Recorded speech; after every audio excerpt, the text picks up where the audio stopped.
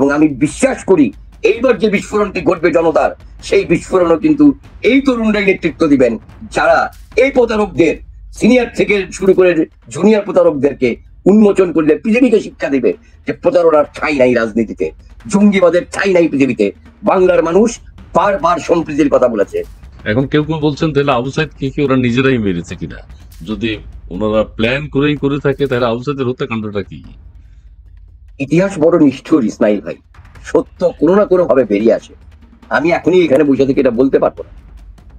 যদি আল্লাহ আমাকে বাঁচিয়ে রাখেন, আমার তৌফিক থাকে, আমি তো বলেছি জুলাইয়ের প্রতিটি হত্যাকাণ্ডের ব্যাপারে আমি অনুসন্ধানী প্রতিবেদন তৈরি করতে চাই, যদি আল্লাহ আমাকে বাঁচিয়ে রাখেন। না, সংবিধান লঙ্ঘন করে ফেলছে তো, এটা এখন আর নেই। আলী রিয়াজ সাহেব বলেছেন যে আমরা লঙ্ঘন করে এসেছি, আপনিও মাথায় রেখে কথা বলতে হবে, সংবিধান নাই। আচ্ছা, এটা ওনারা ওনারা ওনারা ওনারা বইলা প্রাউড ফিল করতে পারেন। এই আলী রিয়াজ সাহেবের এক বাক্যই ওনারা ফাঁসির কাছে ঝোলানোর জন্য এনাফ। ডক্টর মোহাম্মদ ইউনূসকে চিহ্নিত করেছিলেন নিউ মুসলিম লিডার, খুব সিগনিফিক্যান্ট ডায়লগটা। উনি অর্থনীতিবিদ না, উনি পলিটিশিয়ান না, নিউ মুসলিম লিডার, কোট আনকোট বলছি। বাংলাদেশের সাধারণ মানুষ অন্তত পক্ষে ইউনূস সাহেবকে মুসলিম লিডার হিসেবে জানতো না, এই গত 10 মাস যাবত টের পাচ্ছে। এখন মালয়েশিয়ার জঙ্গি ধরার পর টের পাওয়া যাচ্ছে। ফলে টাইম যখন মুসলিম লিডার হিসেবে ইন্ডিকেট করে, তার মানে they have that information of intelligence. অনেক আগে থেকে হয়তো তাদের জানা ছিল, যা আমার আপনার মতো সাধারণ মানুষের জানা ছিল না।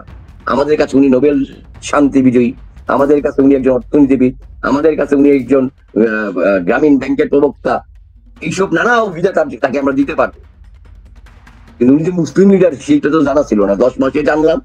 এবং এখন দেখতে পাচ্ছি জঙ্গিদেরও প্রশ্রয়দাতা উনি। এর চেয়ে দুঃখজনক, লজ্জাজনক তো আর কিছু হতে পারে না। তোমরা এখন জুলাই জুলাই করো, তোমরা যে পুরাটা জু এবং লাই, তোমরা যে চিড়িয়াখানা মিথ্যা নিয়ে আসো, ওরা যে চিড়িয়াখানার চিড়িয়া হয়ে গেছে এবং লাই যে ওদের মূল দর্শন প্রমাণ তো করছে তারা, আমি তো করছি না। খোদ তাদের মাস্টার মাইন্ড যে বলছে সেই তো বলছে আমরা মিথ্যা কথা কইছি। ষড়যন্ত্র, ষড়যন্ত্র বলছি, ষড়যন্ত্র। আমাদের অতিথি নজরুল ভাই, আমি যে কথাটি বলছিলাম যে বিদেশের দেশি জঙ্গি মালয়েশিয়াতে, যে আপনি খবরটা নিশ্চয়ই জানেন, আপনি নিশ্চয়ই না, আপনি জানেনই, আপনারা খোঁজ খবর রাখেন।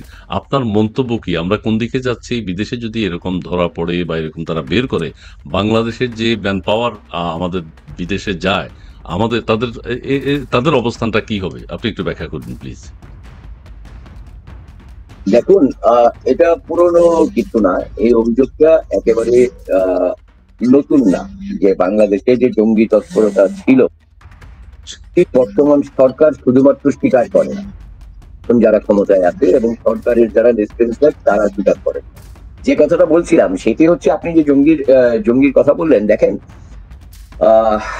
শুরুটা যেটা করেছিলাম যে এই সরকার তো জঙ্গি আছে বলে স্বীকারই করেন না। এক, তার যারা এই সরকারের পক্ষের যে সমস্ত লোক, আমি নাম ধরেই বলতে পারি, যে মাহমুদুর রহমানের আমার দেশ পত্রিকায় ক্রমাগত লিখে যাচ্ছে যে আগে যা যা জঙ্গি তৎপরতা হয়েছে বা জঙ্গি যে সমস্ত ধরা হয়েছিল শেখ হাসিনা সরকারের আমলে, আওয়ামী লীগের আমলে, সেগুলো নাকি জঙ্গির সাজানো নাটক। তো এই জাতীয় কথাগুলো বলা হচ্ছে। আমরা এই জাতীয় কথা নতুন কোনো কিছু শুনি, নতুন না এটা আমাদের জন্য। ধরেন নিশ্চয়ই আপনার মনে আছে, বিএনপি জামাত যখন ক্ষমতায় ছিল 2003-4 সালের দিকে, যে আমাদের দেশের উত্তরাঞ্চলে বাংলা ভাই নামে একটা চরিত্রের আগমন ঘটেছে, সিদ্দিকুর রহমান বাংলা ভাই, এবং তিনি একটি সংগঠন করেছিলেন জামিয়াতুল মুজাহিদিন বাংলাদেশ, যেটা জেএমবি নামে পরিচিত। এবং সেখানে কিভাবে নিজের হাতে আইন তুলে নিয়ে মানুষের প্রতি কি ধরনের নির্যাতন করেছেন, পরবর্তীতে উনি সেখানে সশস্ত্র প্রশিক্ষণ কিভাবে দিয়েছেন, সেগুলো দেশ ও জাতির কাছে একেবারে উন্মুক্ত থাকলেও এই সময়কার বিএনপি জামাত সরকারের তৎকালীন মন্ত্রী মতিউর রহমান নিজামীও বলেছিলেন যে বাংলা ভাই মিডিয়ার সৃষ্টি।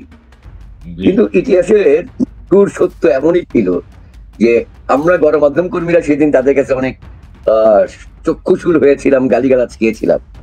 কিন্তু তারা বাধ্য হয়েছিলেন যখন 17ই আগস্ট সিরিজ বোমা হামলা ঘটলো সারা বাংলাদেশের 64টি জেলার মধ্যে 61টি জেলায় একসঙ্গে এট এ টাইম।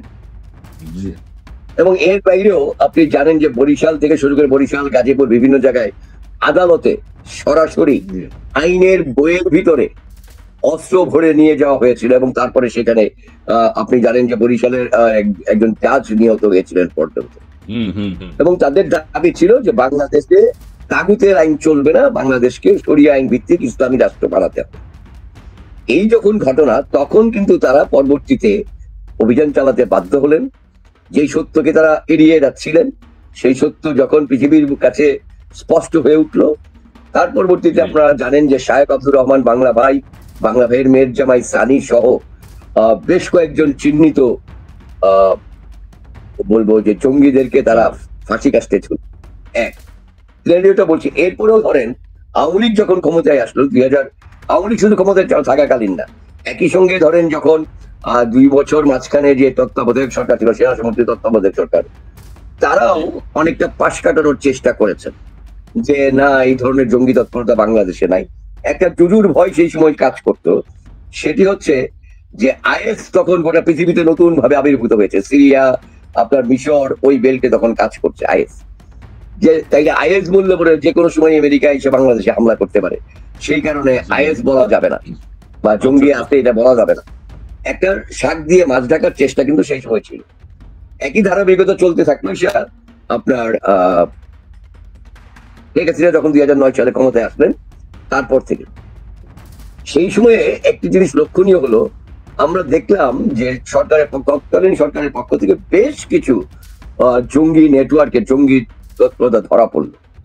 এবং 2003-4 সালে যে কথাটা আবার একটু পেছন থেকে মনে করে দিয়ে চাই, সেই সময় আমি চ্যানেল আই দিয়ে কাজ করতাম, তখন আমি অনুসন্ধানী একদম ধারাবাহিক রিপোর্ট করেছিলাম যে বাংলা ভাই কোথায় কোথায় কোন কোন জায়গায় লুকিয়ে আছেন, কোথায় কোথায় জঙ্গি তৎপরতা হচ্ছে।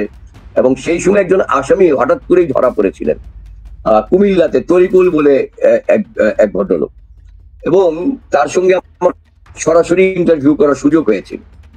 তিনি সেই সময় বলেছিলেন যে হাটহাজারীর যে বড় মাদ্রাসা, অর্থাৎ যেটাকে আমরা শফিউদ্দিনের মাদ্রাসা হিসেবে জানি, হাটহাজারী মাদ্রাসা এবং ভালুকা একটি জায়গা, এবং ভালুকা ময়মনসিংহের ভালুকা একটি জায়গাতে তারা সশস্ত্র প্রশিক্ষণ নিয়েছেন।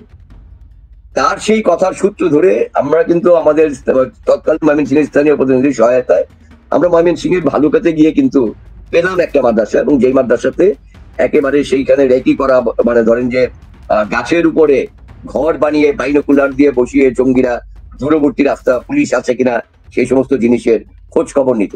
বাংকার কাটা ছিল, সেইখানে আমরা ওই জেএমবি যে সমস্ত বোমা ব্যবহার করেছিল, সেইখানে ঝাঁকি জালের যে পাথর, এরকম অসংখ্য পাথর আমরা মজুত পেলাম, এবং এটা সারা দেশে তখন অত্যন্ত চাঞ্চল্য তৈরি করেছিল।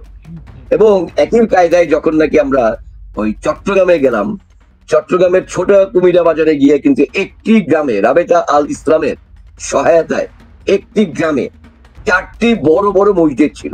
আমি একদম স্পষ্ট, আপনাদের এখনো গেলে পাবেন, রাবেতা আল ছোট কুমিরা বাজারের পাশেই। এবং সেইখানে যেই বোমার অভিযান পরবর্তীতে গ্রেপ্তার হন, তার গ্রামের বাড়ি তার থেকে ধরেন যে এই 500 গজের মধ্যে তার গ্রামের বাড়ি সেই জায়গায়। আমি সেই বোমার অভিযানের বাবা মায়ের, ভাইয়ের, বোন জামাইয়ের প্রত্যেকের ইন্টারভিউ সেই সময় করেছিলাম।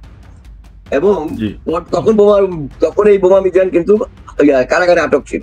এবং আপনি জানেন যে সেই বোমা মিজান পরবর্তীতে একবার ঢাকায় জজ কোর্টে হাজিরা দিতে এসে তার সহযোগী জঙ্গিরা তাকে কিন্তু চিন্তাই করে নিয়ে যায়। ঢাকা থেকে যখন আবার কাশিমপুর যাচ্ছিল, রাস্তার মাঝখান থেকে চিন্তাই করে নিয়ে যায়। সেই বোমা মিজান কিন্তু আজ পর্যন্ত গ্রেপ্তার হয় নাই। এখন কি অবস্থা? আমি মনে করলাম আপনাকে না বললে পরে আপনি এই আজকে কেন মালয়েশিয়ার এই ঘটনা এটা রিলেট করতে পারবেন না, ফলে সেই কারণে আমি ব্যাকগ্রাউন্ড গুলো বলে আসছি। এখন দেখেন, প্রথমে ঠিক ছিল জেএমবি। আমি সেই সময় গিয়ে জানলাম ওই তরিকুলের মাধ্যমে যে হরকাতুল জেহাদ, যেটি আফগানিস্তান যোদ্ধাদের মাধ্যমে গ্রহণ করা হয়েছিল, যেটি মুফতি আব্দুল হান্নানের নেতৃত্বে গঠিত হয়েছিল, যারা আফগান ফেরত যোদ্ধা ছিলেন, তাদের একটি সংগঠন থেকে হরকাতুল জেহাদ, সেটিও বিএনপি খালেদা জিয়ার প্রথম আমলে 91 থেকে 96 যখন ছিলেন, সেই সময় এটি প্রকাশ্যে প্রেস ক্লাবে সমাবেশ করে ধরা হয়। পরবর্তীতে হরকাতুল জিহাদকে আন্তর্জাতিক চাপে পড়ে নিষিদ্ধ ঘোষণা করতে বাধ্য হয়েছিল সেই সময় সরকার। এরপর আবির্ভূত হলো যে সেই হরকাতুল জিহাদেই কোট আন কোট বলছি 21শে আগস্টের বোমা হামলার যে ঘটনা, গ্রেনেড হামলার যে ঘটনা, এটাকে কেন্দ্র করে এটা ভেঙে যায়। হরকাতুল জিহাদ ভেঙে গিয়ে আরেকটি নতুন সংগঠন হয় মাওলানা আব্দুর রউফের নেতৃত্বে তামিরাতে দিন। সেটিও আমরা ওই সময় অনুসন্ধানের রিপোর্টের মাধ্যমে প্রমাণ করলাম, এবং সরকার ওই কামিনাতে দিন নিষিদ্ধ করলো পরবর্তীতে। এবং আপনি জানেন যে 2009 সালে শেখ হাসিনা ক্ষমতায় আসার পর যখন বিচার শুরু হলো, পরবর্তীতে কিন্তু এই 21শে আগস্টের ক্ষেত্রে আমি যেই যা নামগুলি বলছি প্রত্যেকটা মানুষ যুক্ত ছিল, এবং যেই তরিকুল ভিন্ন একটি মামলায় গ্রেপ্তার হয়েছিল, অদ্ভুত রকম ভাবে পরবর্তীতে জানা গেল ওই তরিকুলই বলেছে যে British high commissioner Anwar Chowdhury, যিনি বাংলাদেশে নিযুক্ত ছিলেন সিলেটে, তার উপর যে বোমা হামলা হয়েছিল, এই বোমা হামলার ওয়ান অফ দা সোলজার ছিলেন কিন্তু এই তরিকুল ইসলাম, এবং এই তরিকুল ইসলামের পরবর্তীতে সেই বিচারের পরে তার কিন্তু মৃত্যুদণ্ড কার্যকর হয়েছে। আমরা এই যে এবার আসি আপনার এখানে, এই ধারাবাহিকতা চলতে চলতে আমি 2024 সালে যখন এই আন্দোলনটি শুরু হয়, যেটা জুলাই আন্দোলন নামে পরিচিতি পেয়েছে, আমি তখন কিন্তু গণমাধ্যমে এই আন্দোলনের সফলতার আগেই ওটার আন্দোলনের পেছনে যে রাজনৈতিক অন্য উদ্দেশ্য আছে, একটি বিশেষ মতাদর্শের লোকেরা যুক্ত আছে, এটি বাংলাদেশের একাধিক গণমাধ্যমে একাধিকবার আমি বলেছি যে এদের সঙ্গে জঙ্গি গোষ্ঠী যুক্ত আছে, তাদের পেছন থেকে কাজ করছে। তখন সরকারের কেউ আমার কথা বিশ্বাস করতে চায় নাই, তাদের টনক নড়ে নাই। বাংলাদেশের কথিত সুশীল সমাজ তারা আমাকে নিয়ে ঠাট্টা মশকরা বলেছে যে আমি সবকিছুতে জঙ্গি খুঁজে পাই। আজকে পরবর্তীতে, এবং যখন সর্বশেষ 3রা আগস্ট পর্যন্ত আমি বলেছিলাম, স্পট বলেছিলাম কোথায় কোথায় কাজ করছে জঙ্গিরা, সরাসরি অংশগ্রহণ করছে, স্পেশালি উত্তরা, যাত্রাবাড়ি এবং রামপুরা অঞ্চলে যে জঙ্গিরা মানে একদম অ্যাক্টিভলি সহিংস ফাইট করছে, এই কথাগুলো একদম স্পষ্ট ভাষায় গণমাধ্যমে সেই দিন আমি বলেছিলাম। আচ্ছা, সেই কথাগুলো বলার পরেও অনেকেই বিশ্বাস করেন নাই, কারণ এই আন্দোলনে কিছু সাধারণ মানুষও কিন্তু যুক্ত হয়ে পড়েছিলেন ততদিনে। আজকে এসে এই আন্দোলনের নেতৃত্ব দানকারী যারা যারা কেউ কেউ এখন ক্ষমতারও অংশীদার, তারা এখন বলছেন যে হ্যাঁ আমাদের প্রি প্ল্যান ডিজাইন ছিল।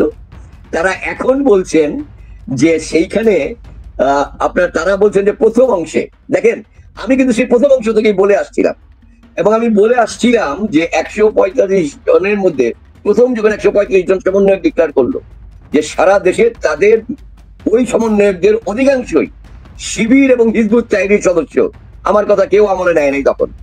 আজকে প্রমাণিত, মানে ওরাই প্রমাণ দিচ্ছে, আমি দিচ্ছি না কিন্তু। মানে আমার কাছে নিশ্চিত ইনফরমেশন ছিল।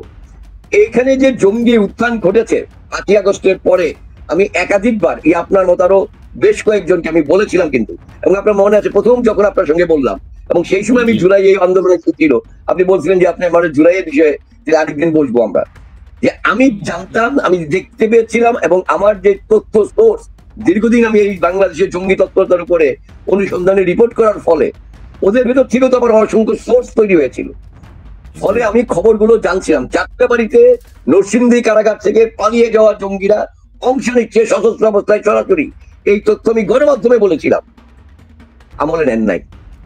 আজকে আমি এই আপনার এখানে বলার আগে 2-3 দিন আগে ফজলুল বাড়ি প্রবাসী স্বামী ফজলুল বাড়ির সঙ্গে আমি বলেছি যে মালয়েশিয়ায় যে জঙ্গিরা গ্রেপ্তার হয়েছে, এইখানে কমপক্ষে 3 জন আছে নরসিংদী।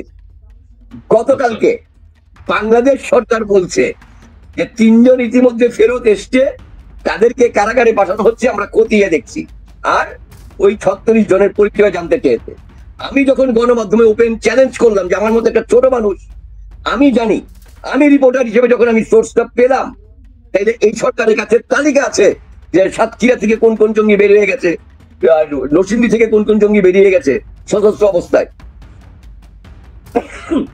কারা কারা ফেরে নাই, তাদের ব্যাপারে তো কোনো পদক্ষেপ নাই, কোনো মনিটর নাই। এই মানুষগুলি বিদেশে গেল কেমনে, আসলো কেমনে, বারবার পরিচয় পাল্টালো কেমনে? আপনি জানেন জঙ্গিদের একাধিক নাম আছে। এইবার আসি মালয়েশিয়ার ঘটনায়। মালয়েশিয়ার এই ঘটনাতে কিন্তু এই গতকালকে বা গত সপ্তাহের না, আরো 3 মাস আগে, অর্থাৎ এপ্রিল মাসে তারা প্রথম 6 জনকে ধরে। ধারাবাহিক ছিল মালয়েশিয়ার সরকার তদন্ত প্রথম এপ্রিল মাসে ধরে। সেই সময়েও আমি অন্য আরেকজনের সঙ্গে আরেকটা অনুষ্ঠানে বলছিলাম যে মালয়েশিয়া কিন্তু শ্রমবাজার হুমকির মুখে পড়তে যাচ্ছে। ডক্টর আসিফ নজরুল প্রবাসী কল্যাণ মন্ত্রণালয়ের উপদেষ্টা, আপনি জানেন তিনি সরজমিনেও গিয়ে এসেছিলেন, তখনই তাকে মালয়েশিয়ান সরকার ইনফর্ম করেছিল এই 6 জনের ব্যাপারে। বাংলাদেশের কোনো তৎপরতা দেখেছেন আপনি এরপর? না না না না না, দেখিনি। আচ্ছা, 6 জনের পরে আবার ধরা পড়েছে 18 জন মে মাসে এসে, আচ্ছা। জুনে এসে 36 জন। এবার আপনি চেনটা মেলান, তাইলে এতজন জঙ্গি ওইখানে, এবং সেইখানে তারা দাবি করেছে তারা আইএস এর জন্য ফান্ড ক্রিয়েট করতেছে। এটা হচ্ছে মালয়েশিয়া কিন্তু খুবই ডিপলি চিন্তা করে এই কাজটা করছে, কারণ তারা একটু একটু করে ইনফরমেশন পাবলিক করছে, মানে এত স্পর্শকাতর তথ্য তাদের কাছে আছে। একটা আইএস এর সঙ্গে যুক্ত বলে যখন নাকি তথ্যটি থাকে, মালয়েশিয়ার মতো সরকার, যেই সরকারের প্রধান, এই ইন্টেরিয়ম সরকারের যিনি চিফ ডক্টর মোহাম্মদ ইউনূস, তার ব্যক্তিগত বন্ধু, এবং এই সরকার ক্ষমতায় আসার পর আনোয়ার ইব্রাহিম প্রথম এসেছিলেন বাংলাদেশে। এই সরকারের একটাই সাফল্য, বাইরের কেউ আসতে গেলে সেটাই মালয়েশিয়ার আনোয়ার ইব্রাহিম আসছিল। এবং আপনি জানেন আনোয়ার ইব্রাহিম দীর্ঘদিন যাবৎ ছিলেন হচ্ছে মাহাথির মোহাম্মদের সঙ্গে, সেইখানেও মাহাথির মোহাম্মদের দীর্ঘদিনের শাসন ব্যবস্থার বিদ্রোহে তারপরে কিন্তু আনোয়ার ইব্রাহিমের উত্থানের কথা ইউনূস সাহেবের মতো আপনি জানেন। তো যাই হোক, সেই আনোয়ার ইব্রাহিমই কিন্তু এখন বাধ্য, আমি যদি বলি যে বাধ্য হচ্ছেন যে বন্ধুর মুখোশটা উন্মোচন করে দিতে, যে বন্ধু যে প্রশ্রয় দিচ্ছে জঙ্গিদেরকে, কারণ তার নিজের প্রতি এটা থাকে না। আজকে মালয়েশিয়া কিন্তু এই অভিযানটা চালাইতে গিয়ে কেঁচো করতে গিয়ে সাপ পেয়েছে যে তার স্টেট মধ্যে পড়ে যাচ্ছে জঙ্গিবাদের জায়গায়। সেখান থেকে যখন নাকি জানতে পারলো, তারা দাবি করলো আরো ডেঞ্জারাস জিনিস। এই জিনিস যেটা পাকিস্তানের লস্করি তৈয়বার যে চিফ, তিনি যখন বক্তৃতা করে বলেছিলেন আমরা পূর্ব পাকিস্তান, আমরা বাংলাদেশে এই সরকার উৎখাতে ভূমিকা রেখেছি, অতএব এখন পাকিস্তানও তারা সেই ভূমিকা রাখবে। সেই লস্করি তৈয়বার চিফের মতো এই যে গ্রেপ্তার হওয়া জঙ্গিদের কেউ কেউ, আমার ভাষ্য না, মালয়েশিয়ার আইজির ভাষ্য, যে বলেছেন তারা নির্বাচিত সরকারকে উৎখাতে সহায়তা করেছে, সরকারকে উৎখাতে তারা সহায়তা করেছে। তাইলে ভাই, আমি মানে বাংলাদেশের একটা ছোট মানুষ, ছোট রিপোর্টার, আমি বুঝছিলাম এই আন্দোলন চলাকালে যেটার পিছনে জঙ্গি তৎপরতা আছে। বাংলাদেশের সরকারও, তখনকার সরকারও বুঝে নাই, গোয়েন্দা সংস্থাও বুঝে নাই, এত এত তাবর তাবর রাজনীতিবিদ বলে বোঝা নাই। আর আমার মধ্যে একটা ছোট নজর করে বুঝে জ্বালাইছিলাম। ঠিক আছে, এবারে আমি একটু কথা বলতে পারি না, শেষ করবেন? জি, যারা স্বীকার করতে চায় না, কারণটা হচ্ছে কেন চায় না, ধরেন আপনি কাকে, আপনি ব্যক্তিগতভাবে আমাকে অপছন্দ করতে পারেন, কিন্তু আপনি আমার বড় কোনো ক্ষতি চান না হয়তো, কারণ কি আপনার সঙ্গে হয়তো আমার একটা আত্মীয়তার সম্পর্ক থাকতে পারে, অথবা কোনো না কোনো ফর্মে আপনি আর আমি সেম আদর্শে বিশ্বাসী, কাছাকাছি জায়গায় 2-4টা বিষয় মিল থাকলে হয়তো সেম আদর্শে বিশ্বাস, ফলে আমার কোনো ক্ষতি আপনি যাবেন না, আপনার কোনো ক্ষতি আমি চাই না। ঠিক তেমনি ভাবে এটা সব ক্ষেত্রে জীবনের প্রযোজ্য। এই সরকার জঙ্গিদের যে আদর্শ, তার কাছাকাছি সরকারের মানসিকতা প্রতীয়মান হয় এখন, যে কাছাকাছি মানসিকতার যে কারণে এই দেশে এখনো বলছে কোনো জঙ্গি তৎপরতা নেই, খতিয়ে দেখছি। মালয়েশিয়ার সরকারের ঘুম আরাম হয়ে গেছে এই কয়েকজন বাংলাদেশের গ্রেপ্তার হওয়ার এদেরকে নিয়ে, যে তাইলে তার দেশে আরো কোনো মোটিভেশনাল কাজ হয়ে গেছে কিনা, তার দেশে আইএস কোন তৎপরতা করতেছে কিনা, তার ঘুম আরাম হয়ে গেছে।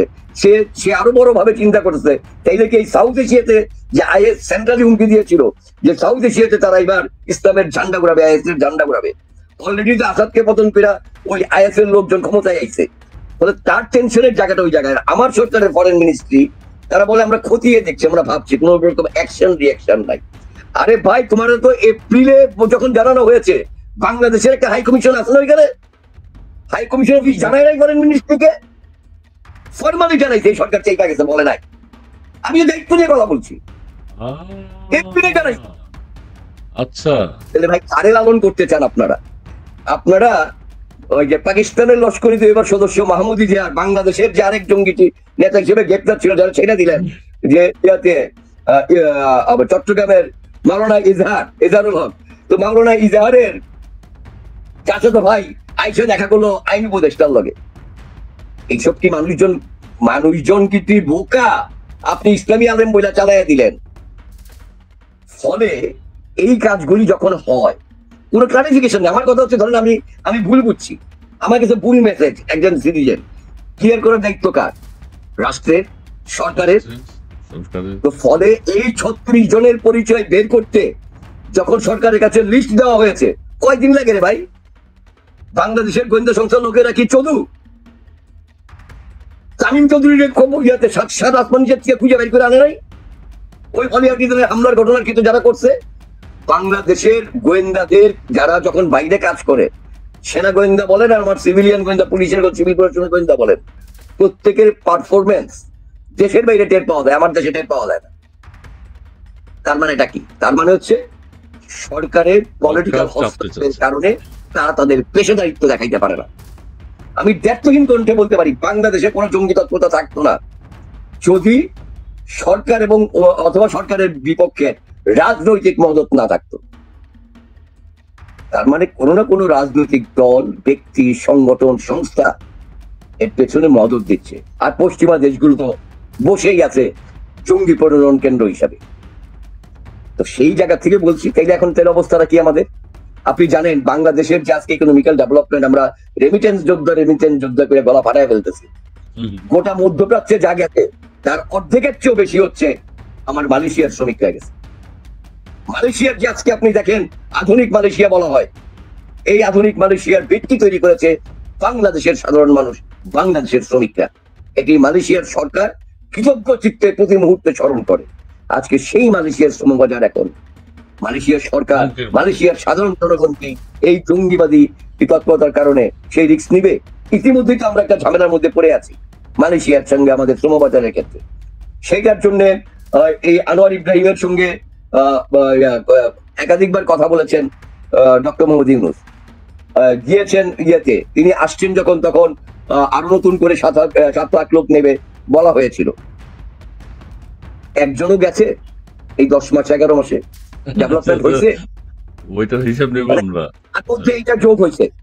আমি বলছি গেছে যেগুলো, সেগুলো আগের পাইপ থেকে থাকা, আগের কারণ এবং এই চুক্তি যেটা হয়েছে সেটা রিভিশন চুক্তি, ওইগুলো আওয়ামী লীগের মনে করা ছিল।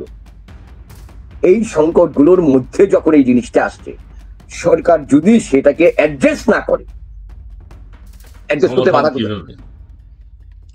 করতে বাধা হচ্ছে যে আপনি যদি ফিলোসফিক্যালি তাদের প্রতি সফট হার্টেড থাকেন, ফিলোসফিক্যালি যদি জঙ্গিবাদী দর্শনের প্রতি আপনার সফট হার্টেড থাকে, ফলে আমার ব্যক্তিগত প্রশ্ন জাগে, টাইম ম্যাগাজিনে 5ই আগস্ট 2024 ঘটনার পর বাংলাদেশের 2 জন বর্তমানে সক্রিয় রাজনৈতিক ব্যক্তিত্বই বলবো আমি তাদেরকে, কে ইন্ডিকেট করেছিলেন। একটি হচ্ছে নাহিদ ইসলাম, এনসিপির যিনি এখন আহ্বায়ক, যে তিনি ইমার্জিং ইয়াং পলিটিশিয়ান হিসেবে তাকে চিহ্নিত করা হয়েছে। আর হচ্ছেন ডক্টর মোহাম্মদ ইউনূসকে চিহ্নিত করেছিলেন নিউ মুসলিম লিডার। খুব সিগনিফিক্যান্ট ডায়লগটা। উনি অর্থনীতিবিদ না, উনি পলিটিশিয়ান না, নিউ মুসলিম লিডার, কোড আনকোড বলছি। বাংলাদেশের সাধারণ মানুষ অন্তত পক্ষে ইউনূস সাহেবকে মুসলিম লিডার হিসেবে জানতো না, এই গত 10 মাস যাবত টের পাচ্ছে। এখন মালয়েশিয়ার জঙ্গি ধরার পর টের পাওয়া যাচ্ছে। ফলে টাইম যখন মুসলিম লিডার হিসেবে ইন্ডিকেট করে, তার মানে they have that information of intelligence. অনেক আগে থেকে হয়তো তাদের জানা ছিল, যা আমার আপনার মতো সাধারণ মানুষের জানা ছিল না। আমাদের কাছে উনি নোবেল শান্তি বিজয়ী, আমাদের কাছে উনি একজন অর্থনীতিবিদ, আমাদের কাছে উনি একজন গ্রামীণ ব্যাংকের প্রবক্তা, এইসব নানা অভিজ্ঞতা তাকে আমরা দিতে পারবো। কিন্তু উনি যে মুসলিম লিডার সেইটা তো জানা ছিল না, 10 মাসে জানলাম। এবং এখন দেখতে পাচ্ছি জঙ্গিদেরও প্রশ্রয়দাতা উনি। এর চেয়ে দুঃখজনক, লজ্জাজনক তো আর কিছু হতে পারে না। আমার শ্রমবাজারের ক্ষেত্রে যখন আজকে আপনি আমারে বলেন বাংলাদেশে এমনিতেই আমার বাংলাদেশের ছাত্ররা, এটা আমার তথ্য, আপনি খোঁজ নিয়ে দেখেন, এই যে কিছুদিন আগে যারা ইন্টারমিডিয়েট পাস করছে কিংবা মাস্টার্স পাস করে যারা এমএস করতে চাচ্ছে, বা কোথাও পৃথিবীর কোথাও উচ্চ শিক্ষার্থে, এই যে যেই মেয়েটা একসময় ছাত্রলীগ করতো, হার্ভার্ডের চান্স পাইল না, ওই মেয়েটার ভিসা পাইতে হার্ভার্ডের চান্স পাওয়ার পরে কতখানি কষ্ট হইতে আপনি জানেন? Only because now he is the citizen of Bangladesh. গোটা পৃথিবীর কাছে বাংলাদেশের স্টুডেন্টদেরকে এখন নো এন্ট্রি হচ্ছে, ভিসা পাচ্ছে না। জি, এবার কি নজরুল আমি আমি একটু বলবো, একটু জি, আপনি একদম 24 মিনিট বলেছেন একসাথে, কোনো অসুবিধা নেই। কিন্তু যেটা আপনি বলেছেন, হ্যাঁ, আপনি সরকারের সময় বলেছেন, বিগত সময় বলেছেন যে হ্যাঁ, জঙ্গিবাদ, জঙ্গি আক্রমণ হয়েছে, সেটা কেউ বিশ্বাস করেনি। মালয়েশিয়ার ব্যাপারটা খুব আতঙ্কের বিষয় বাংলাদেশের জন্য। প্রবাসী আয়ের ক্ষেত্রে এটা একটা বিরাট প্রভাব পড়বে। আবার কেউ কেউ বলছেন বাংলাদেশে তো জঙ্গিবাদ এখন আর নেই, এখন তো আর ওই কোনো টাওয়ার ঘিরে দেয় না কেউ, কোনো বাড়ি ঘিরে দেওয়া হয় না। আগে শেখ হাসিনার আমলে কিভাবে এত জঙ্গিবাদ ছিল। আবার কেউ কেউ বলছেন পুরা দেশটাই তো এখন জঙ্গিদের দখলে, এখন আর এক বাড়ি ঘেরাও করতে হয় না, এখন সবাই বাইরেই আছে। ঠিক আছে, পুরো দেশটাই। আপনার কাছে এখন আমার প্রশ্ন হচ্ছে, আমি দুই একটা প্রশ্ন মোহাম্মদ ওসমান গনি নেন নেন স্যার, নেন আমি দেখতেছি। একটু একটু দর্শক মন্ডলী নিলে আমাকে বকা দেবে, বলছেন উনি কোনো কথা বলছেন না, সব নজরুল ভাই বলে যাচ্ছে। লাল বদর বাহিনী দিন দিন অস্তিত্ব হারাচ্ছে, ভাড়ায় লোক পাচ্ছে না। জি, ধন্যবাদ আপনাকে। এক্স ম্যান, এই উপদেষ্টা পরিষদের সদস্যরা অল্প পানির মাছ, গভীর পানিতে পড়েছে তো বেসামাল অবস্থায়, তাই তো এখন তাদের বেসামাল অবস্থা। জি, ধন্যবাদ আপনাকে। ইয়াং বেঙ্গল, জঙ্গি গোষ্ঠী নিয়ন্ত্রণের দেশ, কেবলমাত্র খেলাপথ রাষ্ট্র সরকারি ভাবে ঘোষণা করা বাকি। জি, আমাদের ওই যে চরমনাই, ওনারা তো বলেই দিয়েছেন ইরান এবং আফগানিস্তানের মতো বাংলাদেশ বানাতে চান, ফয়জুল করিম সাহেব। আর একটু মুন্না, আর একটু দেখাইতে থাকো, আর একটু মনোজুল ভাই একটু চা খেয়ে নেই।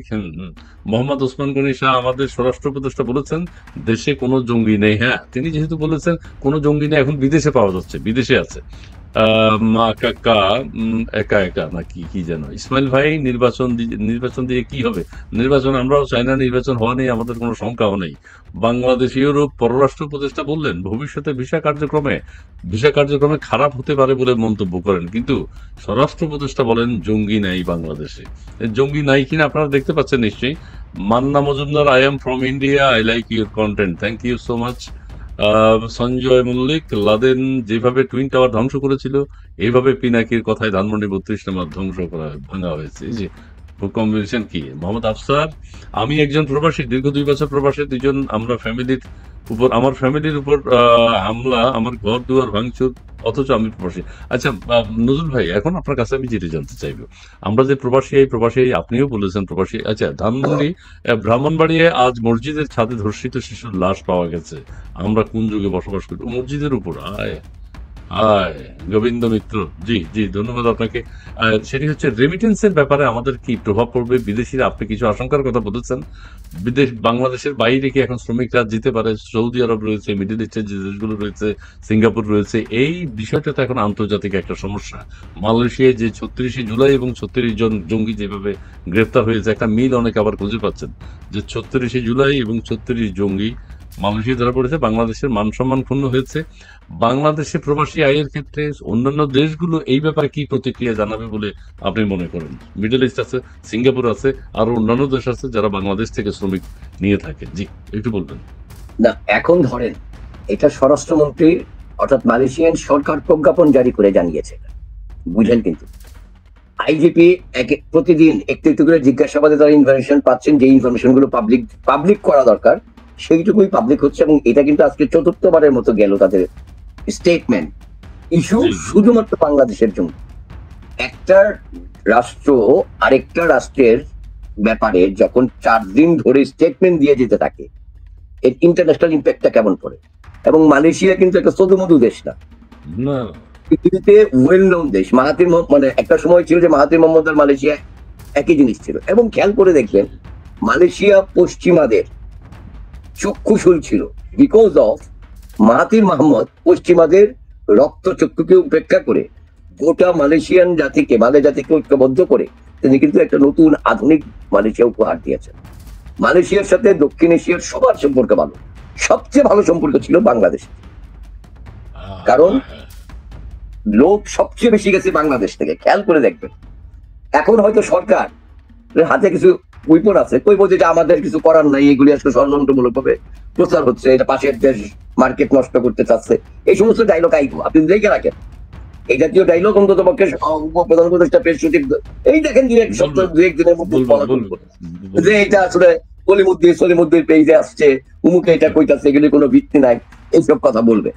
মাহাতির মোহাম্মদ বক্তৃতা করছে, সেইটা ফ্যাক্ট চেকারে দিয়ে কইছে মাহাতির মোহাম্মদ, যেহেতু শেখ হাসিনার প্রশংসা করছে, এবং সেখানে ব্যক্তি শেখ হাসিনা না, উনি বলেছিলেন যে ডেভেলপমেন্টের পাশাপাশি এই দক্ষিণ এশীয় অঞ্চলে যে পাশ্চাত্য পশ্চিমা দেশগুলোর সঙ্গে শেখ হাসিনা আমাদের দক্ষিণ এশিয়া একটি ভারসাম্য রাজনীতি প্রতিষ্ঠা করেছিল। এই প্রশংসাটুকু নিতারে নাই। সেই কারণে এটা ফেক হয়ে গেছে। আরে ভাই, আমাদের তো হাই কমিশনার আছে, তারা জিগাও না, ওই ফাটা মাহাতির মোহাম্মদ এই কথা কইছে কি কই তুই আমার জানা অফিসিয়ালি। মানে একটা সরকার কোথায় ভাই, এটা বক্তৃতার মঞ্চে রাজনীতির মাঠে মানে ছুটকা মুটকার কথা, এই সমস্ত কথা বলতে পারে। সরকারের যে আপনি যেভাবে সরকার আসুন না কেন ভাই, একটা স্টেট তো এটা, সেই স্টেটটা তো চালাই যাচ্ছেন আপনি, উইরা এসে জুইরা বসেন আর যেমনি বসেন, অথবা আপনাকে জনগণ দায়িত্ব দিয়ে থাকলেও আপনি এইরকম যাচ্ছে তাই মন্তব্য তো করতে পারেন না ভাই। মাহাতির মোহাম্মদ হওয়া লাগে আগে। মাহাতির মোহাম্মদ যখন একটা কথা বলে, মাহাতির মোহাম্মদকে আপনি সাহস পাবো মিসকোট করতে? যে মাহাতির মোহাম্মদ একটা কথা কয় নাই, ট্রাম্প আজকে একটা কথা কয় নাই, আমি কইলাম ট্রাম্প এটা কইছে, হইলো? আরেকটা কথা মনে পড়লো আপনাদের ফাঁকে একটু বলি, ইংল্যান্ডের প্রধানমন্ত্রী দেশে নাই, এই কথাটাও তিনি বলে ব্যাপক আলোচনার পাত্র হয়েছেন। ডক্টর মোহাম্মদ ইউনূস যখন ইংল্যান্ডে গেলেন, তখন ব্রিটেনের প্রধানমন্ত্রী দেশে নাই বলেছেন না আমাদের প্রেস সচিব মহোদয়। এখন আমাদেরকে জ্ঞান দেয় যে আমরা কেমনে সাংবাদিকতা করা দরকার, গত 15 বছর আমরা সাংবাদিকতা করতে পারি কিনা, বুঝছেন না? যে নিজে সরকারি সহায়তায় সরকারের সবচেয়ে বড় মানুষটা, মিডিয়ায় সরকারের সবচেয়ে বড় মানুষটা, মিডিয়া রিলেটেড, সেই মানুষটা আমরা এখন জ্ঞান দিতে চাইছে, সাংবাদিকতা শিখাইতেছে। তো নিজে কোন স্তরের সাংবাদিক? আমরা তো মনে করছিলাম বিদেশি সংস্থার চিফ অনেক বড় সাংবাদিক বোধ হয়, এই গসিপিং সাংবাদিকতাতে এ তো দেখতেই পাচ্ছি। আমি মনে করেছি, আমি ধারণা করেছি সাংবাদিকতাতে, মনে করেছি আর ধারণা করেছি দিয়ে হয় না, এই বেসিক নলেজটারও ঘাটতি এখন তার মধ্যে দেখা যাচ্ছে। তো আমি যে জায়গাটা আসতে যাচ্ছিলাম, দেখেন আপনার মনে আছে সৌদি আরবে বেশ কিছু বাঙালি এর মধ্যে ডেপোর্ট হয়েছে, বাংলাদেশি, তাদেরকে ধরে ধরে পাঠিয়ে দেওয়া হচ্ছে। কেন পাঠাচ্ছে? এই ব্যাপারে সরকারের কি পদক্ষেপ? পাইছেন কোন স্টেটমেন্ট? আমি আপনার মনে করাই দিচ্ছি একটা করে ঘটনা। জুলাইয়ের আন্দোলন চলাকালে আপনি জানেন মধ্যপ্রাচ্যের একটি দেশে কেউ মিছিল করেছিল, সেই মিছিলের ফলে তাদের চাকরি গেছিল, তাদের সশ্রম কারাদণ্ড হয়েছে, কারো মৃত্যুদণ্ড হয়েছিল। ডক্টর মোহাম্মদ ইউনূস ফোন করেছিলেন সেই দেশের আমিরকে, তার প্রতি সম্মান দেখায় তিনি সকলকেই ছেড়ে দিয়েছেন। তিনি চেয়েছিলেন শুধুমাত্র মৃত্যুদণ্ডটা না দেওয়ার জন্য, সকলের মুক্তি চান নাই, কিন্তু সেই আমির এতটাই রেসপেক্ট করেছেন যে সবাইকে মুক্তি দিয়ে দেশে পাঠিয়ে দিয়েছে। বুঝলেন? আসার পরে এখানে কড়া বক্তৃতাবাদী হয়েছিল, তাদেরকে সেরকম ভাবে রিসিভ করা হয়েছিল এয়ারপোর্টে, প্রবাসী কল্যাণ লাউঞ্জে বলা হয়েছিল সকলের চাকরির ব্যবস্থা করাবে, নতুন করে আবার পাঠানো হবে। কি জানেন, ওই দেশে এখন পর্যন্ত এরপরে ওই ঘটনার পর আজ পর্যন্ত একটা লোক যাইতে পারেন, একটা লোকের ভিসা হয় নাই। আমি এরকম একটা করে আপনার দেশ ধরে উদাহরণ দিতে পারি।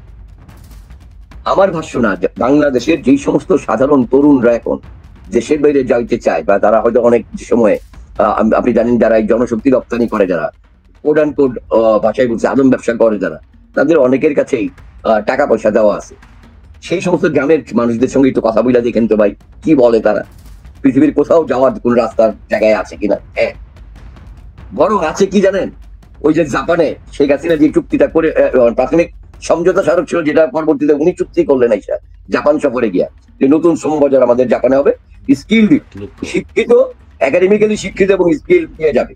তার জন্য বাংলাদেশে কিন্তু জাপানের ল্যাঙ্গুয়েজ শেখার অনেকগুলো ইনস্টিটিউট হয়েছে। সেটা পাঠাবে কে জানেন? ডক্টর ইউনূস সাহেবের বন্ধুর একটা প্রতিষ্ঠান এই চুক্তি করে আসে। ডক্টর ইউনূস সাহেব তাহলে নিজেরটাই পাঠাচ্ছেন না, নিজেও একটা মেন্টাল বিজনেস তো শোনেন, উনি তো এই পোস্টে থেকে তার নিজের নামে আর করতে পারে না, উনি তো নিজের নামে আর করতে পারে না। করছেন যেটা কোম্পানি, সেটা তার শেয়ার আছে, কিন্তু আপনি কাগজে কলমে পাবেন না, ওইটা তার বন্ধুর নামে। ওই তো এই আদম ব্যবসায়ীতে উনি যুক্ত হতে যাচ্ছেন, এই ইনফরমেশন আন্ডারগ্রাউন্ডে, মানে অর্থাৎ দলের নেতা কর্মীদের একটা গ্রুপে শেখ হাসিনা আরো এই ঘটনা ঘটার জাপান সফরের আরো 3 মাস আগে বলছে উনি এখন আদম ব্যবসার চেষ্টা করতেছেন। 3 মাস পরে আমরা বুঝতে পারলাম যে ও আচ্ছা, তাহলে এটা এই কারণে চেষ্টা করতেছে। আর এই দিক দিয়ে কিন্তু অরিজিনালি আমার যে জনশক্তি যাওয়ার কথা, যারা লাইনে আছে, পাইপলাইন আছে, তাদেরকে আমরা পাঠাইতে পারি। মানে এই সরকার আসার পরে, আমি বলছি এই সরকার আসার পরে যা মালয়েশিয়ায় গেছে, এখানে আগে পাইপলাইনে আটকা থাকা, সেগুলি সমাধান করতে পারছে। প্রবাসী কল্যাণ উপদেষ্টা যিনি ছিলেন এর আগের বারে, অর্থাৎ আওয়ামী লীগ আমলের যে সরকারের, উনি কি বেশ কিছু জায়গায় করে গেছেন।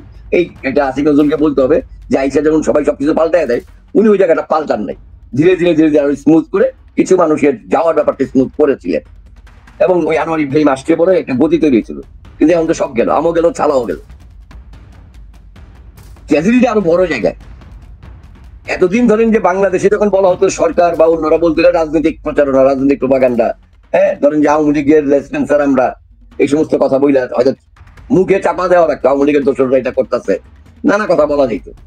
তো আমি ভাই এটা জামাতের সময়ও শুনছি, বিএনপির কাছেও শুনছি, আওয়ামী লীগের কাছেও শুনছি যে আমরা জঙ্গির কথা বললে এখন গায়ে একটু ফসকা পড়তো। ভাই সূর্য আকাশে উঠছে আজকে, এখন তাপটা বেশি, কোনোদিন মেঘের কারণে তাপটা একটু কম থাকে, কিন্তু সূর্য তো উঠছে, এটা তো সত্য। দেশে যে জঙ্গি তৎপরতা আছে এটা তো সত্য। আচ্ছা আচ্ছা আচ্ছা। তো আপনারা যতই মেঘ দিয়ে রাখার চেষ্টা করেন, যা কিছু করেন, সেই দিন এই দেশটা ঝমকিরা দেখবেন যে জঙ্গি রাষ্ট্র হয়ে গেছে তালেবানদের মতো, সেই দিন আপনি বলবেন ও আচ্ছা তাই হয়ে গেছে। কিন্তু আমি আপনি মতো আমরা যারা আমাদের জন্য খুবই বেদনাদায়ক পথে দেবে। আচ্ছা, প্রথম কথা হচ্ছে আপনি কি এখন জঙ্গি রাষ্ট্র হয়ে গেছে এটা মনে করছেন না? এক। দ্বিতীয় কথা হচ্ছে জেল থেকে যারা ছাড়া পেয়ে গেছে জঙ্গিরা, আপনি জানেন অনেকে বেরিয়ে গেছে। এই যে মালয়েশিয়ান ব্যাপারটা, বাংলাদেশে জঙ্গিবাদের এই উত্থান, তাদের কোনো সংযোগ আছে কিনা আপনার কি মনে হয়? আচ্ছা, না আমার মনে হয় কিছু নাই। মালয়েশিয়ার ওরা তো বলছে আগের সরকারকে পতন ঘটাইছে, তারা এটা তো বলেই দিছে, এবং তারা 151টি ছোট ছোট গ্রুপ এবং সংগঠনকে টাকা পাঠিয়েছে, 151টি। বাংলাদেশে শোনার সঙ্গে সঙ্গে আমার আগ্রহ জন্মাইছে, ভাই এই লিস্টে তো দরকার, আমার আগ্রহ জন্মাইছে। আমি জানি না আমার পররাষ্ট্র উপদেষ্টা কিংবা প্রবাসী কল্যাণ উপদেষ্টা জন্মাইছে কিনা। না না, আমাদের কাছে খবর যায়নি। কষ্টটা হচ্ছে আপনি যদি জেগে ঘুমান, আমি আপনাকে কোনোদিন জাগাইতে পারবো না। আমার আব্বা আমাকে জাগাইতে পারে না। জঙ্গি রাষ্ট্র মনে করছেন কিনা ভাই? আমার সংবিধানটা এখনো আছে। এটা বলেন না। আমাদের আলিরিয়া সাহেব বলেছেন না, সংবিধান লঙ্ঘন করে ফেলছে, তো এটা এখন আর নেই। আলিরিয়া সাহেব বলেছেন যে আমরা লঙ্ঘন করেছি, আপনিও মাথায় রেখে কথা বলতে হবে, সংবিধান নাই। আচ্ছা, এটা ওনারা বইলা প্রাউড ফিল করতে পারেন। এই আলিরিয়া সাহেবের এক বাক্যই ওনারা ফাঁসির কাছে ঝোলানোর জন্য এনাফ। দেশের লক্ষ লক্ষ না কোটি কোটি মানুষ দেখছে। ফলে আমার কিছু বলার দরকার নেই। আমার কথা হচ্ছে যে সংবিধানে আপনি বাংলাদেশ এখনো পিপলস রিপাবলিক অফ বাংলাদেশ, এই সরকার সংস্কারের নাম করে সেই পথটি একটু একটু করে সিঁড়ি কাটছে, যে এইটা যাতে করে একটি ইসলামিক স্টেটে রূপান্তরিত হইতে পারে। তাই যদি হইতে হতো তাহলে তো 46 আমরা পাকিস্তানই করেছিলাম, যে ধর্মের ভিত্তিতে দুটা রাষ্ট্র, হিন্দুস্তান আর পাকিস্তান। তো আমি পূর্ব বাংলা পূর্ব পাকিস্তান ওই সময় আমরা নাম দিছিলাম, যদিও আমরা সবাই পূর্ব বাংলা বলতাম, কাগজে পড়তে ছিল পূর্ব পাকিস্তান, কিন্তু সবাই বলতো বাংলা, পূর্ব বাংলা। এই পূর্ব বাংলার মানুষজন তো তোমার এই 46 ঘন্টা দেখায় দিচ্ছে, ধারাবাহিক ভাবে আন্দোলন করে। আজকে না 47-এর পর 48 দেখাইছে, 48 থেকেই শুরু হয়েছে। ধারাবাহিক ভাবে আন্দোলন করতে করতে সেটা লজিক্যাল কম্বিনেশন হচ্ছে 71 এর মুক্তিযুদ্ধ, 30 লাখ শহীদের বিনিময়ে স্বাধীনতা। আমি তো খুব অহংকার নিয়ে আমার যে পরিচিত পাকিস্তানি লোকদেরকে, ভারতের লোকদেরকে বলি যে তোরা বেটা কাগজে কলমে স্বাধীনতা পাইছ, আর আমি রক্ত দিয়ে স্বাধীনতা কিনছি। আব্দুল লতিফের যে বিখ্যাত গানের কথা আপনার মনে আছে, যে রক্ত দিয়ে কিনেছি এই বাংলা, রক্ত দিয়ে লিখেছি বাংলাদেশের নাম। তো ফলে আমি তো এমনি এমনি পাই নাই রে ভাই। তোমরা এখন জুলাই করো, তোমরা যে পুরাটা জু এবং লাই, তোমরা যে চিড়িয়াখানার মিথ্যা নিয়ে আসো, ওরা যে চিড়িয়াখানার চিড়িয়া হয়ে গেছে এবং লাই যে ওদের মূল দর্শন প্রমাণ তো করছে তারা, আমি তো করছি না। খোদ তাদের মাস্টার মাইন্ড যে বলছে সেই তো বলছে আমরা মিথ্যা কথা কইছি। ষড়যন্ত্র বলছে, ষড়যন্ত্র। না সে আমি যেটা মিথ্যা বলবো, সে বলতেছে যে ওটা আমাদের উদ্দেশ্য ছিল না। তুই তো কথা বলছিস, তাইলে তুই যে মিথ্যাবাদী, এরপরে তুই ক্ষমতা থাকিস কি করে? শহীদের কথা তো বলছে, যে শহীদ হয়। আমার কোয়েশ্চেন না, আপনি খুব ডেঞ্জারাস ডায়লগ কিন্তু এটা। উপদেষ্টা হিসেবে আপনি যখন কনফার্ম করছেন যে ওই আন্দোলনটি যে উদ্দেশ্য হয়েছে, ওটা থেকে এক দফা যে গেল তার ধারাবাহিক ভাবে প্রথম অংশের আন্দোলনটুকু নাকি পরিকল্পনা ভাবে মাফিকই ছিল। অর্থাৎ হিসাবটা বুঝছেন, ম্যাথিউ মিলার যখন আমার এখানে 2টা লাশ পড়ার আগেই বলে দেন যে 2জন মারা গেছে বলে খবর পেয়েছি, চেনটা মিলার এবার আমার লাগবে না। মিথ্যা কিভাবে মিলছে? বাংলাদেশে পরের দিন দুপুর 11:30 এবং 12:30 মারা গেল আবু সাইদ ওয়াসিম আকরাম। আর বাংলাদেশ টাইম অনুযায়ী আগের দিন রাত্রে 9টায়, আমেরিকার সকাল 9টায়, সকাল 10টায়, আমার এখানে রাত 9টায়, আগের দিনে রাত 9টায় ম্যাথিউ মিলার বলতেছে বাংলাদেশে 2 জন মারা গেছে। আর পরের দিন দুপুরবেলা আমার দেশে ঘটনা ঘটলো। সেই তো শুরু। ফলে মিথ্যা কথা কে বলে যাচ্ছে, কারা মিথ্যা পর্যন্ত আসছে। একটু সংযোজন করি, সেটা হচ্ছে যে 18-19 তারিখ পর্যন্ত, 19 জুলাই পর্যন্ত যদি এটা তাদের পরিকল্পনার অংশ হয়ে থাকে, এখন কেউ কেউ বলছেন তাহলে আবু সাইদ কি ওরা নিজেরাই মেরেছে কিনা। যদি ওনারা প্ল্যান করেই করে থাকে তাহলে আবু সাইদের হত্যাকাণ্ডটা কি? ইতিহাস বড় নিষ্ঠুর ইসমাইল ভাই, সত্য কোনো না কোনো ভাবে বেরিয়ে আসে। আমি এখনই এখানে বসে থেকে এটা বলতে পারবো না। যদি আল্লাহ আমাকে বাঁচিয়ে রাখেন, আমার তৌফিক থাকে, আমি তো বলেছি জুলাইয়ের প্রতিটি হত্যাকাণ্ডের ব্যাপারে আমি অনুসন্ধানী প্রতিবেদন তৈরি করতে চাই, যদি আল্লাহ আমাকে বাঁচিয়ে রাখেন। পুলিশ হত্যা থেকে শুরু করে, ওয়াসিম থেকে শুরু করে, যার মায়ের সন্তান হারাইছে সেই একমাত্র বেদনাটা জানে। ফলে আবু সাইদের বাবাই জানে যে আবু সাইদ সে হারাইছে। আপনাকে আজকে ছোট প্রশ্ন করি, বিভিন্ন আন্দোলন সংগ্রামে আমরা অনেক নেতাদেরকে মানে একেবারে রাজনৈতিক দলের নেতা বা যে কোনো আন্দোলনের নেতৃত্বকেও এইরকম হত্যার শিকার হতে দেখছি। ডাক্তার মিলন তার উৎকৃষ্ট উদাহরণ। আপনি জানেন বিএম এর তিনি জয়েন্ট সেক্রেটারি। আমি সর্বশেষ 90 এর ব্যাপারে খালি উদাহরণটা দিলাম। এরকম আর অসংখ্য নেতৃত্ব দিতে পারবেন। এই আন্দোলনের নেতৃত্ব পর্যায়ে কেউ একজনের নাম বলতে পারবেন আপনি? এই আন্দোলনে সরাসরি আহত হয়েছে কোন একজন সমন্বয়কের নাম বলতে পারবেন? তারা নাকি মিছিল মিটিং এ ছিল নাকি, ও গুলিগুলো নাকি পিছন থেকে হয়েছে, কাজে সামনের সারির নেতারা তো মারা যাওয়ার কথা না, শহীদ হওয়ার কথা না, গুলিগুলো পিছন থেকে হয়েছে। তাদের পিঠেও তো তাইলে লাগার কথা, পিছন থেকে মানে তো তাদের পিঠেও গিয়ে লাগার কথা। খুঁজছে খালি মুগ্ধর, খুঁজছে মুগ্ধর বুকে লাগলো কেমনে, মুগ্ধর পিঠে গিয়ে লাগে কেমনে? কারণ আগের দিন বলছিল শিবিরা ছাত্রদল আন্দোলন হাইজ্যাক করতেছে, এই কারণে মুগ্ধরে খুঁজে ওই গান গিয়ে মুগ্ধকেই লাগতে শুরু। আমি এগুলি বলতে চাই না, বুঝছেন? আমার হয়তো এই সমস্ত কথা বলতে গেলে জুলাই থেকে মানে একটা মানুষের কি হয়, মানে যখন সাংবাদিকতায় একেবারে আমাদের গুরুজনদের কাছে শিখছিলাম যে সত্য শতভাগ সত্যের কাছাকাছি সাংবাদিকেও অনেক সময় পৌঁছাইতে পারে না।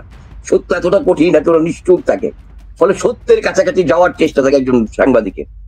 রিপোর্টার হিসেবে ধরেন এই জাতীয় ভয়ঙ্কর ঘটনা যখন ঘটে, মনের মধ্যে কিলবিল করে না, ক্ষুধার মতো থাকে তো, যে আসলে কি করছিল, আসলে কি করছিল, আসলে কি করছিল। একজন এটা ইসমাইল ভাই, একজন রিপোর্টারের যে যন্ত্রণা, এই পেইনটা ঠিক করা, আসল সত্য বের করা, আসল সত্য বের করা। আমি গত 10টা মাসে কয়েকটা কেস ধরে করছিলাম। আমি জানি না আমি কোনোদিন সেটা পারবো কিনা, বেঁচে থাকবো কিনা, ওরা বাঁচায় রাখবে কিনা। বিস্ময়কর বিস্ময়কর সব ঘটনা প্রমাণ। আমি খুব বিনয়ের সঙ্গে বলি, এতজন না বড় বড় সাংবাদিকরা এখন আছেন, আমাদের বড় বড় কুতুবেরা কথা বলেন, সিম্পলি সিরাজগঞ্জের এনায়েতপুরে কে বা কারা হামলা করছে এটা বের করেন না। আচ্ছা, এটা কি রহস্যটা কি আপনি এখন বলা যাবে না? না আচ্ছা ঠিক আছে, আমি কোনো রহস্য বের করার, আমি এই মুহূর্তে কোনো রহস্যের জন্য আসি নাই বের করতে। আমি বলছি এইটা সাংবাদিকরা কেন করছে না এখন? তাহলে কি কোথায় বাধাটা? এখন বাধা কোথায়? মুখে কুলু বাইটা রাখছেন, যখন প্রেস সচিব বলে কোনো বাধা নাই, তাহলে ভাই আপনি সাংবাদিকতা করেন না কেন? বাক স্বাধীনতা বলেন তো, করেন না কেন? না মাথা অন্য কারোর কাছে বেঁচে দিচ্ছেন কোন জঙ্গির কাছে, না জঙ্গিদের সহযোগী হয়ে উঠতেছেন? আমাদের তো ট্যাগ মারছেন, কিন্তু আপনারা একটু সাংবাদিকতা করে দেখেন, আমরা শিখি। আপনি আমরা বলেন 7 জন সাংবাদিক মারা গেছে, কোন একটি সাংবাদিকের ইনভেস্টিগেশন রিপোর্ট হয়েছে? মেহেদী দাঁড়িয়েছিল পুলিশের সঙ্গে, জাস্ট পুলিশের পাশে গেছে, সাংবাদিকতা করছিল। মেহেদী কি করে গুলি গেল? গলার এই পাশ দিয়ে গুলি ঢুকছে, জাস্ট এইখান দিয়ে একটাই গুলি ঢুকছে, পিছন দিয়ে বেরিয়ে গেছে। প্রদীপ ভৌমিক কি করে মারা গেল সিরাজগঞ্জে? ফলে দেশে আপনি খেয়াল করে দেখবেন, আফগানিস্তানে তালেবান উত্থানের আগে গইবুদ্দিন হেকমতিয়ারদের কথা মনে করে দেখবেন, আপনি মোল্লা ওমরের কথাগুলো মনে করে দেখবেন, এই হিস্ট্রিগুলো যদি আপনি দেখেন, তারপর কিভাবে তালেবান আসছে। আপনি কিছুক্ষণ আগে প্রশ্ন করছিলেন বাংলাদেশ কি এখনো জঙ্গি রাষ্ট্র হয় নাই? 100% জঙ্গি রাষ্ট্র বলতে যা বুঝি সেটা এখনো হয় নাই, কারণ আপনি বেঁচে আছেন, আমি বেঁচে আছি। আমরা এখনো পর্যন্ত এই সোসাইটিতে এই জঙ্গিবাদী তৎপরতার বিরুদ্ধে সোচ্চার। এখনো পর্যন্ত আমরা মুক্তিযুদ্ধকে অন করি, মুক্তিযুদ্ধ নিয়ে কথা বলছি, কিন্তু যে কোনো সময় একদম খোদ রাষ্ট্র ক্ষমতায় আরো প্রবল ভাবে এই জঙ্গিবাদীদের মানে চেহারা হয়তো আপনি দেখতে পাবেন। তার সিঁড়ি করা হচ্ছে, একটা একটা করে করা হচ্ছে এই কথিত সংস্কারের নামে। রাজনৈতিক দলগুলো, অনেক দায়িত্বশীল বড় বড় রাজনৈতিক দল, তারা টের পাচ্ছেন তারা যে ট্র্যাপের মধ্যে পড়েছেন। বাংলাদেশের দলের কোন দলের ভিতরে, আমি আওয়ামী লীগ বিএনপি রেখে বলছি, কোন দলের ভিতরে কোন রকম আওয়ামী লীগ বিএনপি জামাত কোন দলের মধ্যে কোথাও কোনো গণতন্ত্র নেই বলে নেতৃত্বের কে বলতে পারে না যে নেতা আপনি ভুল করছেন, নেত্রী আপনি ভুল করছেন। আজকে তারেক রহমানের লন্ডন বৈঠকে যে বিএনপি চুপসিয়ে গেছে, এটা বিএনপি স্থায়ী কমিটির সদস্যদের মধ্যে একজন শুধু বলছিল, অন্যরা মুখ, ও আরো অনেকে আছে এটা মনে ঠিক হয় নাই বলে মনে করে কিন্তু মুখ খুলে না। আবার তারা গণতন্ত্র আনবো দেশের মানুষের জন্য বলে, নিজের দলের মধ্যে গণতন্ত্র করতে পারে না, একটা স্থায়ী কমিটি মিটিং এ গণতন্ত্রের চর্চা করতে পারে না। তো ভাই পরিবর্তন, নতুন বন্দোবস্তের কথা কন। আজকে আপনি আমার বলেন তো, নাহিদের মুখের উপরে কথা বলতে পারবে কেউ? হাসান আব্দুল্লাহর মুখের উপরে কথা বলতে পারবে কেউ? আপনি আবার বলেন গ্রাসরুটের কয়টা মানুষ তাদের দলের মধ্যে আইসে উপরে? ফলে সমস্ত পঞ্চম পাবলিকরা বোঝান যায় না।